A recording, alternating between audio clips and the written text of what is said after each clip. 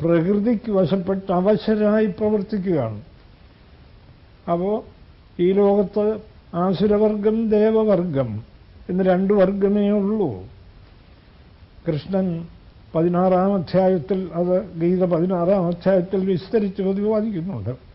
ജനനാൽ തന്നെ അസുരന്മാർ ആസുരകർമ്മങ്ങൾ ചെയ്യുന്നു. എന്നുവെച്ചാൽ ദേവന്മാരെ യുദ്ധം ചെയ്ത് തോൽപ്പിക്കുക, അവരെ സ്വർഗത്തു നിന്നൊക്കെ അടിച്ചിറക്കുക. ഇതാണ് അസുരന്മാരുടെ ജോലി, അവരുടെ സ്വധർമ്മം. അവരുടെ സ്വധർമ്മം അതാണ്, അവരത് ചെയ്യുന്നു. അവരെ എതിർക്കുക എന്നുള്ളതാണ് ദേവന്മാരുടെ സ്വധർമ്മം, അവർ അത് ചെയ്യുന്നു. പക്ഷേ ഇങ്ങനെയുള്ള അസുരന്മാർ അവരുടെ സ്വധർമ്മം ചെയ്യുമ്പോൾ അവർ ബ്രഹ്മബോധം ഉൾക്കൊള്ളുന്നു. ഗംഭീരന്മാർ. നമ്മൾ കേട്ടിട്ടില്ലേ, ഹിരണ്യകശിപു, പ്രഹ്ലാദന്റെ അച്ഛൻ ഹിരണ്യകശിപു ഗംഭീര വേദാന്തിയാണ്.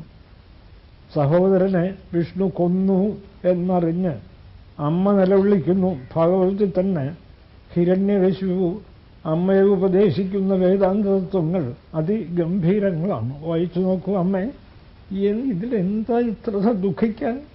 ഇതൊരു സ്വപ്നം. ഈ ജീവിതം, ഇവിടുത്തെ ഈ ഭൗതിക ജീവിതം വെറും ഒരു സ്വപ്നം. അപ്പോഴാണ് ചിലർ ഒന്ന് ചോദിക്കുന്നത്, അങ്ങനെയാണെങ്കിൽ സാറേ, ആ പ്രഹ്ലാദനെ കൊല്ലാൻ എന്തിനാണ് ഈ ഹിരണ്യകശിപു ഇത്രയധികം പ്രയത്നം ചെയ്തത്? അതൊന്നും എന്നോട് ചോദിച്ചിട്ട് ആവശ്യമില്ല. ഹിരണ്യകശിപുവിനോട് ചോദിക്കുക, അദ്ദേഹം പറയും. നല്ല ഉറപ്പ് ഹിരണ്യകശിപു. പ്രഹ്ലാദൻ എത്ര ഉറപ്പുണ്ടോ അത്രയും ഉറപ്പ് ഹിരണ്യകശിപുവിന്. അദ്ദേഹത്തിൻ്റെ ജോലി നടത്തുന്നു.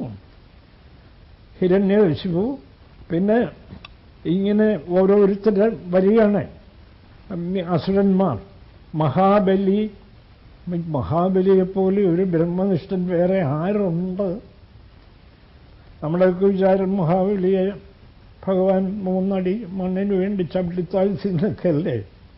3ാമത്തെ അടി വയ്ക്കാൻ സ്ഥലമില്ലാതെ വാമനൻ മഹാബലിയെ കുറേയൊക്കെ പരിഹസിക്കും. നീയാണോ വലിയ ധർമ്മങ്ങളൊക്കെ ചെയ്യുന്നവൻ? എനിക്ക് 3 അടി ഭൂമി തരാമെന്ന് പറഞ്ഞിട്ട് ഇപ്പോൾ 2 അടിയല്ലേ തന്നുള്ളൂ. അപ്പോഴും മഹാബലി ചിരിക്കുകയാണ്. എല്ലാം പിടിച്ചു വാങ്ങി ചിരിക്കുന്നു.